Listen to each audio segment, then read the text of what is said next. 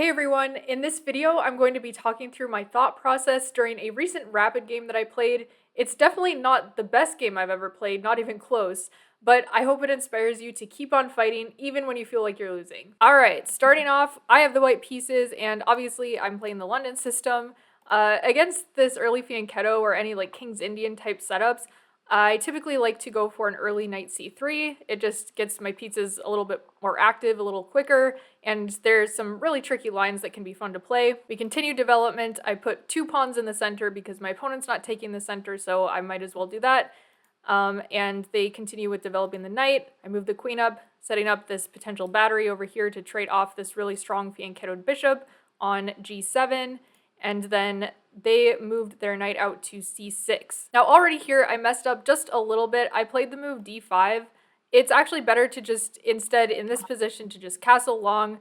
You get your king to safety, you have the potential to start a very quick pawn storm, and you can kick this knight away later. And in fact, committing this pawn to the d5 square makes it so that you're never going to push this pawn, and the e-pawn is often where you want to break in the center if your opponent keeps their pawn in the center, but, you know, theory stuff, that's kind of beside the point. So after d5, my opponent moved their knight into the center. The other reason that pushing d5 is kind of an iffy move is because this knight originally was not very well placed here. Usually in these kind of positions where white is planning to castle on the queen side, black wants their pawns free, not blocked in by any pieces like the knight here, to storm down the queen side and launch a very quick attack on that side of the board. So by moving this pawn up and forcing my opponent's knight away, I'm essentially helping them to do that. And you never want to help your opponent. You want to make things as difficult for them as possible. But anyway, I castled the queen side. My opponent pushed their a-pawn. And after a few more pawn moves, I'm ready to launch my bishop over onto the h-file, hoping to trade it off.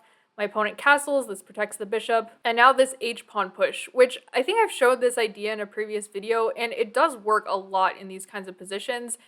The problem is here, it probably would have just been better to trade off this bishop, and then because this knight is in the center and doesn't really have a great place to go, I can just start kicking it out with moves like f4 and start sort of expanding a little bit more in the center. But okay, knight h5, my opponent is first of all stopping the h-pawn from pushing forward, but also maybe threatening to come here with kind of a fork. It's not really a fork because this bishop is protected. But the rook would have to move, so, you know, fair enough, I see what they're trying to do here. And so I kept going for it. I pushed g4, kicking the knight away. The knight could still come here, this is still definitely a possibility, but instead my opponent decided to capture the bishop on h6. I captured back with the queen, and now my opponent brought their knight back, kind of fianchettoing it like a bishop. And this is a very unnatural square for the knight. You usually see a bishop on this square, right? Not a knight, because it just doesn't have anywhere to go. The knight is essentially stuck here. It's protecting some important squares around the king, but like, I'm just going to push this pawn anyway, like it doesn't matter. And I think this is a theme you'll see throughout the game, is that my opponent was playing very much out of fear, which I'm definitely guilty of doing too. But I think because I was being so aggressive with my pawns on the king side, they were a little nervous that I was going to come for some strong attack, when really it would have been better to just continue developing, maybe try and push pawns in the center to break it down. Usually if your opponent is attacking on the wings, like the side of the board like this, it's best to counterattack in the center. But okay, I played h5. This is a very important move because my opponent essentially has to take. If they don't take, then, you know, I'm going to take, and then there's so many threats just down the h-file. There's threats of my knight coming up and jumping in. There's just all kinds of things that are going to be not very pleasant for black. So my opponent took with the g-pawn.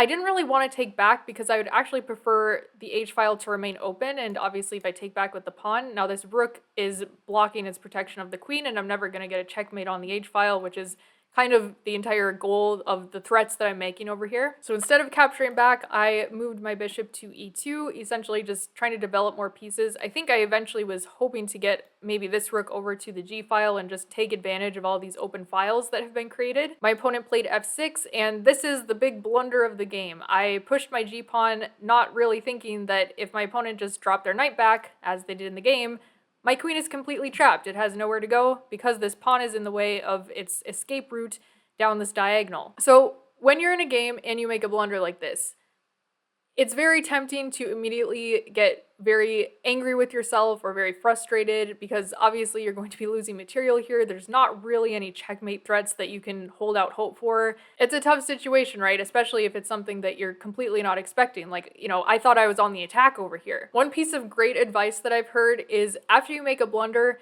don't immediately move. You got to take a second and take a breath and sort of collect yourself, because a lot of times after you make one blunder, the next move is also going to be a blunder because you're just so caught up in the frustration and disappointment in yourself for, getting your queen trapped like this. So this was a 10-minute game, and I took about 40 seconds to make my next move, which is a pretty significant amount of time, especially if you don't have increment, but it was really important to me that, okay, I'm not going to resign here because, it's a 10-minute game, I might as well play on a little bit longer. There's still some chances, the files are open and everything, and so the best thing in this case is to figure out how much material you can get in exchange for the piece that you blundered. So you don't necessarily just want to give up that piece for nothing, so in this case, the best thing that I could get was a knight, and so I decided to take right away with the forcing move, take the knight with check. My opponent took back, and now, okay, we gotta figure out a good plan, because when you're down material, you don't just want to trade down pieces, because eventually you're going to get down to the end of the game and your opponent's going to have a queen and you're going to have a knight. So staying as calm and objective as possible is the best kind of mindset that you can have in these kinds of positions. So, okay, you don't want to lose any more material. I'm not just going to leave this pawn hanging.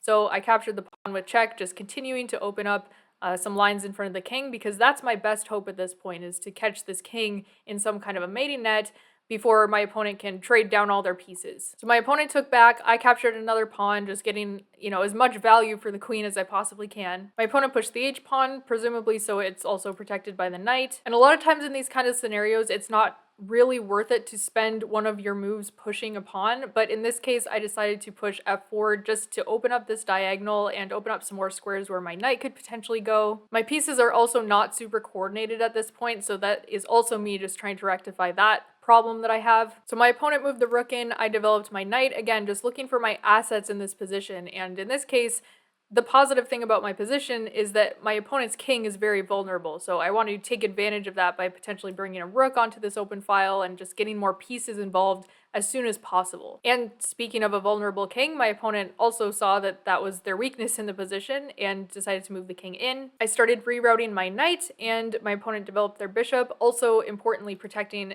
this square from my knight being able to jump in, because obviously if I want to jump there, they can just capture it and then we're trading pieces, and that's exactly what my opponent wants. So after I played rook f1, my opponent moved their king again, just trying to probably reroute it all the way to the other end of the board so that all of my attempts to get my pieces involved on the king side are not really worth it if, the king ends up over here. I dropped my rook back. This was to open up a square for my bishop to go. I figured this was probably my worst placed piece. It doesn't really have any prospects over here just because of these pawns, and I figured it had a little bit more control over squares on the other side of the board if it was placed on h5. My opponent lifted their rook up to g3, and I continued with my plan of moving my bishop onto a better square. And now queen h8, which looks like kind of a funny move. It doesn't seem to control more squares, but it's sort of getting a little bit more into the action if some of these pawns are to move forward.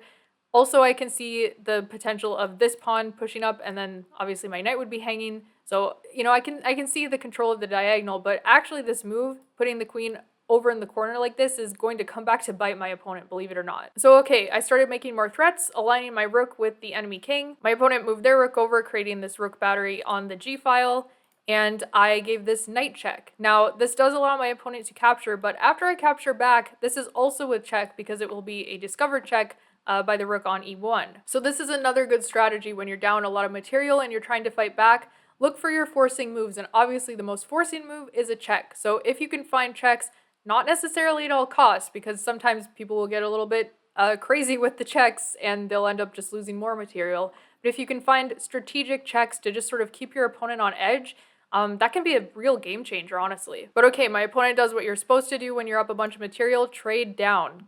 Capture the piece. I captured back with check, and it seems like my opponent's king is escaping. And in fact, this is still really good for black. I swung my rook over, again, just threatening checks over here, just as much as possible. The more forcing moves that you can make your opponent have to think about instead of using their piece advantage. I mean, look at these pieces. They're just trapped in the corner. They're not really doing much, and my king is the safest one on the board. And now my opponent continues running on to g7, and Honestly, this king is looking less and less safe over here on this side of the board. I mean, there are a lot of pieces around it, but I mean, what is this queen doing? It's a long range piece and it's got about 2 squares to move between. These rooks are now, cut off from one another and the king is stuck in the middle of them. Honestly, even though the king obviously had to stay around to protect this knight when it was in check on e7, it might have been a little bit practically better to just run the king over to this side of the board, give up the knight. I mean, you're up a queen for 2 pieces. That seems like a small price to pay just for king's safety, especially when my king is incredibly safe. So after king g7, I didn't take advantage of this move, in the best way that I possibly could have, but I think practically this makes sense, just continuing to build pressure, forcing my opponent to, rather than attack, to protect their pieces that are just surrounding their very exposed king. So rook f8, just defending the knight. I decided to go pawn fishing. There actually was another reason, which is that I wanted to build this battery and potentially win some material here. I guess the problem is, and I realized this, during the game as well, is that I didn't even necessarily want to start trading material, even if it meant that I was going to be winning some material back, just because once my opponent's queen got a little bit more active, my king was just going to be very unsafe and I was going to be the one getting checkmated. So you want to keep your attacking pieces on the board. I think that's something that's really a good takeaway from this, is to not just trade down, even if you might be winning a little bit more material.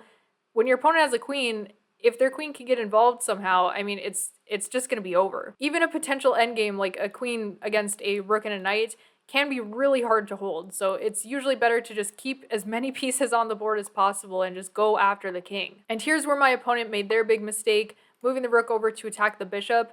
Remember what I said earlier, you gotta look for your forcing moves, you gotta look for your checks. Once this rook moved away, I suddenly have this wide open g-file that I can swing my rook in, and this king is not getting out of this one. So king h7, and I take the knight with the bishop because this rook is going to be a lot stronger of a piece when it comes to attacking. There's actually a mate in 4 here that I missed, embarrassingly, but it goes something like this. After taking, rook has to block, and then you give this beautiful mate. Neither of these pieces can take because it's also checked by the rook. And I mean, look at this queen. It's just completely useless off in the corner. Who needs a queen, right? But okay, I missed this in the game. Instead, I took the knight. My opponent pushed their h-pawn, just hoping to give themselves a little escape square. But now again, I have this move, bishop g8. I missed this again in the game. Okay, I gotta work on my mates and twos here. But I did still find a mate. It just wasn't exactly the fastest mate. Moving the bishop back, giving this check. The king can't move on the g-file because this rook is blocking it. Has to move down unless, they want to start blocking with pieces like this. But my opponent allowed this mate on g6. So again, obviously, this isn't even close to the best game that I've ever played. I blundered my queen very early on in the game, but I hope it inspires you to not necessarily just resign so early and be frustrated with yourself when you lose material early in the game, because there's always a fighting chance if you can set your mind to it. And it only takes one move to tip the game in either direction. It took one move for me to blunder my queen, and it took my opponent one move for them to blunder their king. Thanks so much for watching. Let me know if you'd like to see more game analysis like this. Don't forget to subscribe, and I'll see you soon.